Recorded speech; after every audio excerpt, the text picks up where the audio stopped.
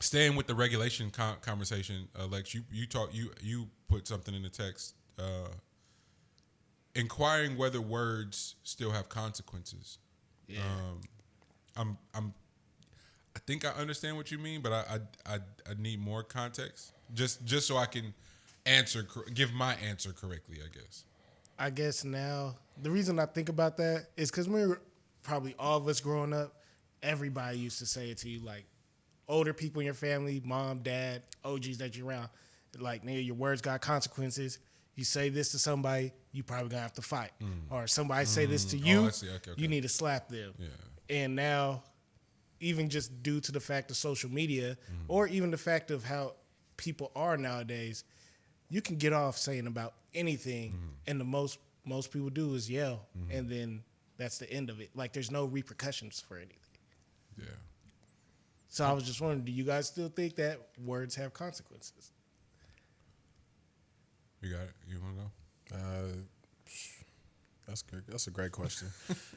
Because I deal with it all the time. Yeah. Like folks just saying whatever the hell they want to say. Like, and I think it usually comes down to people.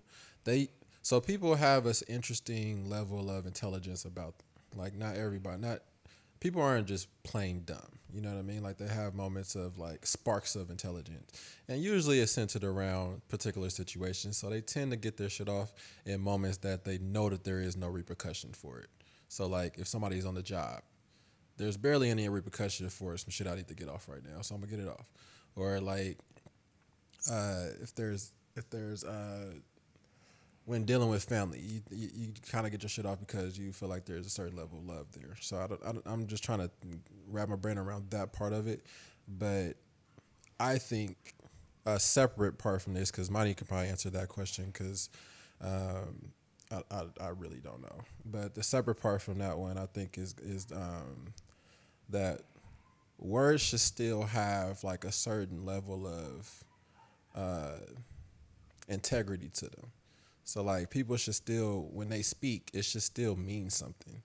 And where it's endangered on that is that people just saying whatever without actually meaning the shit that they say, or tricking themselves into meaning the shit that they say, has in my experience thrown off a level of listening to them. You know what I mean? Like it's hard to listen to a person for a certain period of time when you know that they just feeding you some bullshit. You know what I mean? So that's my separate conversation portion to this. But yeah, I might need to talk on the other one now. I don't know. Damn. So,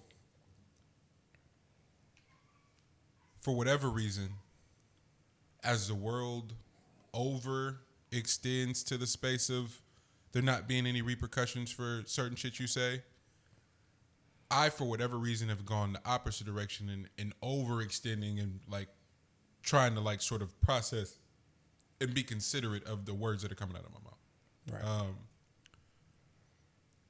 I don't know why I do that shit. Like try to offset or make up for the world. Like I don't get me wrong. I'm well beyond that whole God complex thing and thinking I can like change shit for real. Like I'm beyond that. So this isn't quite the same. Yeah. This is just me paying into the concept of like I don't want to perpetuate that shit at all. It's so funny. I was telling Kate and Janae the other night about the realization I came to between the difference between my dad's side of the family and my mom's side of the family. My dad, the way they were giving their love language was to say the meanest shit to each other.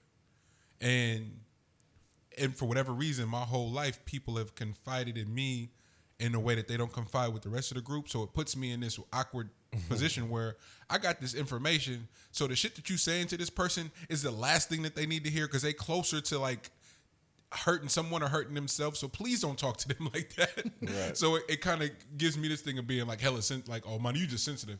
No, I just know that this motherfucker's like suicidal damn near, and you're in everything that they're thinking about, you're making fun of them for.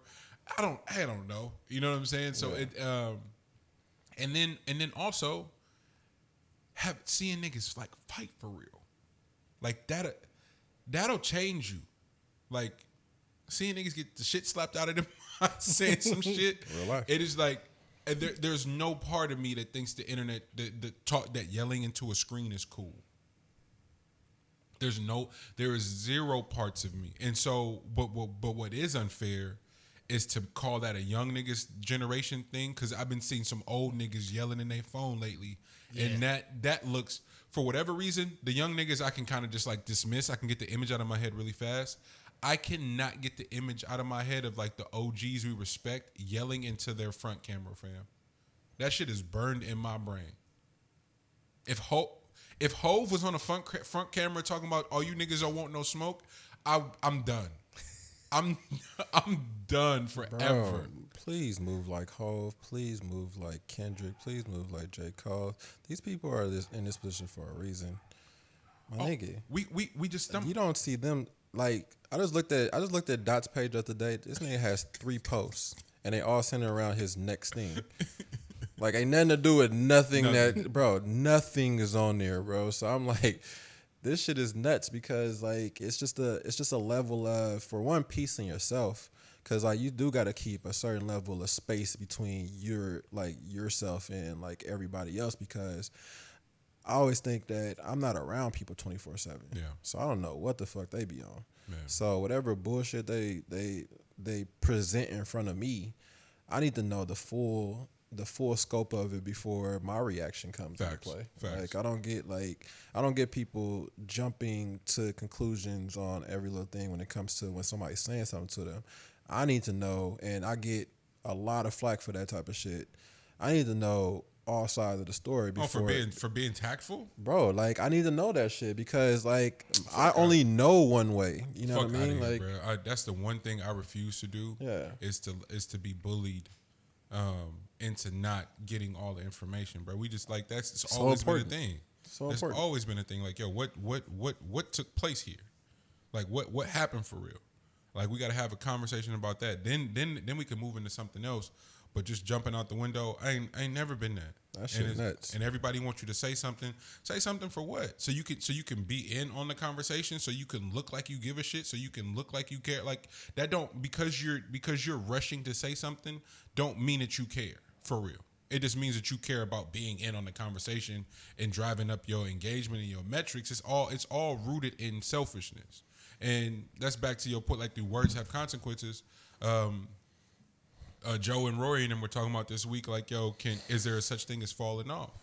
And based on their conversation about that shit, I'm fully convinced now that everything is centered in and around fame, because nobody's talking about talent. Mm-hmm. The talented people have zero worries of falling off. The talented people and the people that are genuinely here for the sake of expression have are in zero danger of ever falling off. Doesn't cross their mind. But when you are limited and you're leveraging personality that's not rooted in like talent for real, then you got to worry about falling off. So then you got to be on top of everything. You're oversaturated. People get tired of you. Oh, and in the process, we gonna pick your skeletons apart, your flaws. We're here for it now, because you've overextended yourself. We have too much access to you. Go be a fucking person. Go spend time with your family. Go really figure some shit out, and then come back and deliver a project. I love the artists that get low. Pause. That sounds so weird. But when you don't see Ava DuVernay all the time. I don't see Issa all the time. You know what I'm saying? I don't see Tanahashi all the time. She killed that D-Smoke video. Bodied that shit. Yeah. Bodied it. I don't see, but Bomani does a show twice a week for ESPN and one for his own podcast. I don't see him all the time. We don't see Dot. We just said we don't see Dot. We don't see Kendrick. We don't see Cole. I don't even know if Dot is a person right now. Like, I don't know where that nigga at, bro. Living. I mean, but your living don't even get caught by like paparazzi, bro. Right. Like, nobody even know where bro. That shit just turned into an essence. Just bro, that's just impressive, bro. Like that level of disappearing is impressive. That shit intentional, bro. Oh, like, for sure. None of us are Kendrick. And between ordering everything I need online and see him and pulling up to my niggas and go and recording, nigga, you don't have to see me if I don't want you to. Folks ain't gonna see me for a minute. Yeah. At all. So it is easy to get low. You gotta want to be. Hove be low. He Hove. That is nigga. another low. Yeah, that's true. As for as much shit as Ye be popping, Ye be low. That's crazy to me. And Gay low with like the most popular wife that you can have. And still low. So that's how I know. That's how I know niggas just be wanting to be seen and be wanting to be in the mix of shit. So I ain't falling for that shit no more. Like niggas just be really just be wanting to be seen for real. Like, oh yeah. I think I saw it was hella funny. I think that what's her name? One of the Jenners or whatever was doing a TikTok thing or whatever the hell she was doing. And then this man Travis just happened to walk past the end, and like all the conversations about the fact that Travis just walked past while she was trying to shoot this video and caught her off guard. It was like, bro, that's another nigga that be low, bro. Just be like, low. Like folks be excited to be like, when he just walked past the screen. You're bro, Travis fucking Scott, and niggas don't ever see you, bro. Just saw a silhouette of Travis walk past, bro. Just saw a braid. Just see him. just saw a braid pass by, like, bro, was that Travis? But how have we not universally adopted that as the formula for success? Get low, go work on your craft, and then because there's a lot of space fillers, bro. Like everybody else is being a space filler. Jesus. So like those are the people that's talking hella loud and having hella convos about this shit. They tend to, they're filling a lot of space, and then everybody's happy again when they see a great act come back to the forefront and do what they do, and then they're gonna disappear again. But I was thinking about this, like, when you're great at something, folks give you that credit at that moment, and then when it's off, it's just like it's almost like an afterthought. You know what I mean? Like, but you get constant attention when you do shit that just ain't up to par or something that's like polarizing that nobody give a shit about. So being it's about, fucked up it keeps you like like the fame part of things. If you want to be famous, my nigga, just do some shit that is not up to par. Make a John and you gonna Henry. be famous as fuck.